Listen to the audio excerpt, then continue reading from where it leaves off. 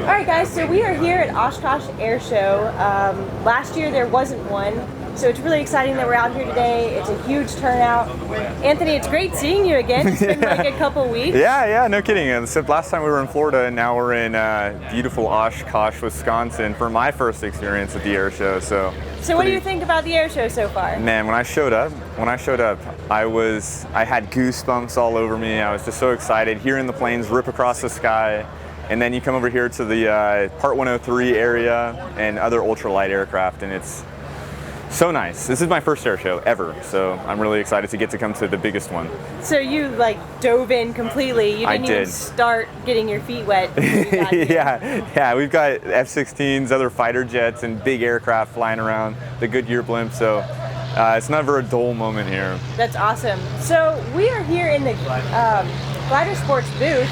And it's really cool because they have all of the new state-of-the-art equipment. Do you want to talk a little bit about it since you're here? Yeah. So the Glider Sports is they distribute parts all around the U.S. for paramotor stuff, and fortunately they just asked me to come out here and really hang out, and it couldn't be any better. I get to meet lots of cool people. I've met lots of awesome paramotor pilots. Glider Sports is also a proud dealer of different paramotor products, and so it's neat. People walk up, it's kind of like a non-biased, all paramotors are really cool, just the sport in general, and people have a lot of questions, so it's been a lot of fun so far. So there's a lot here in this booth, and it's actually pretty neat. They have all of the latest Vitorrazi motors, so there's a Factory R, the Cosmos, which you've been able to fly. Yes, I have. We also have the Atom 80 here. What do you think about the Cosmos? I mean, everybody wants to know because it is a new motor. Right. See, it's interesting, like when people ask me about the Cosmos, because we have individuals coming in here asking me about motors, and like I don't hide the fact that I'm not really mechanically inclined. So I get to give somebody my impression from a non-mechanical aspect, like a user end experience. And I've got so many hours, not only on the Moster 185 Plus, I've got a lot of hours on the Atom 80.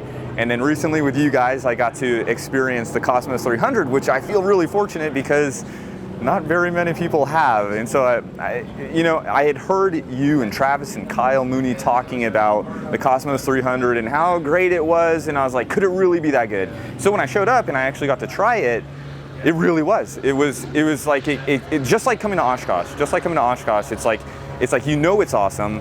You hear all about it, and then you get there, and still it just overwhelms you, the experience of getting to use it. So the Cosmos was everything that its reputation, it lived up to the reputation, namely so much power. I would compare the Atom 80 more to the Cosmos than I would compare the Moster to the Cosmos, because it's so quiet, it's so smooth, it almost has that, I don't know, would you say like an electric sound to it, but it has so much power on top of it. But when climbing out, I remember that first flight on climb out, it's like, this is not very much like a paramotor. This feels like I'm taking off in my own private aircraft. So I was really excited, absolutely thrilled to have it. And I got to fly with you, which we had a very, very short, takeoff distance with all the power that we had. But then I got to fly with Travis and then eventually Austin, who's my size, and we're two big dudes. The takeoff was a little bit roller, but the climb out was still really impressive. And the amount of control. So like on the Cosmos 300, when coming into land, sometimes with certain paramotors, being that they're two strokes, you have to like hunt for this power, this desired power setting. But with the Cosmos, it was so great because you could be so precise, and it made it so that when I was landing, I could land really close. I mean, basically exactly where I wanted to, because I could, and as you know, the power on a paramotor is your altitude control. Right. And so if I wanted to come down at an exact spot, I could just play exactly with the throttle and get the exact desired outcome because of it. So it's a paramotor engine that does what it's told, or what you tell it to do. That's awesome. So guys, something funny about Anthony and his training, and you're talking about how much you enjoyed this Cosmos. The first flight with this, he was actually the pilot in command, and it was funny because he giggled the entire flight. The following flight, you came down and you were giggling the entire Yep. time. And then you flew Austin, who you said is heavier. Yep, and absolutely. you still were laughing at the Yeah. end of the flight because you were just like, wow, it's impressive every time. Yeah. So Yeah, that it- is really neat. Yeah, it was not just myself, it was Austin as well. And Austin's an individual who flies a Parajet Maverick, and he has the Moster 185 on his, and still both of us. I mean, his experience is limited. And I imagine a lot of people who are, you know, hearing about the Cosmos 300 are probably in that experience range where they just have hours on the Vitorrazi Moster 185. But to go to the Cosmos is like it.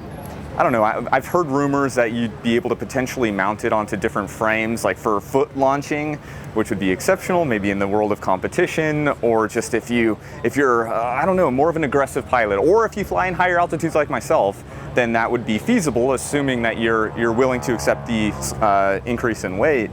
But just the way it performs, it's smooth, it's comfortable, vibrations are reduced. It's a beautiful thing. That's awesome. All right, so, you know, you're here for a couple more days. The show's still going on. There's a lot to see. Right. What is on your list of things to see while you're at Oshkosh? I checked it off. I was over there. I had one thing that I really wanted to do, which was go and check out Scrappy. There's a guy, Mike Patty. He has a YouTube channel. Really cool guy, very adventurous, and not everybody can afford a plane like Scrappy.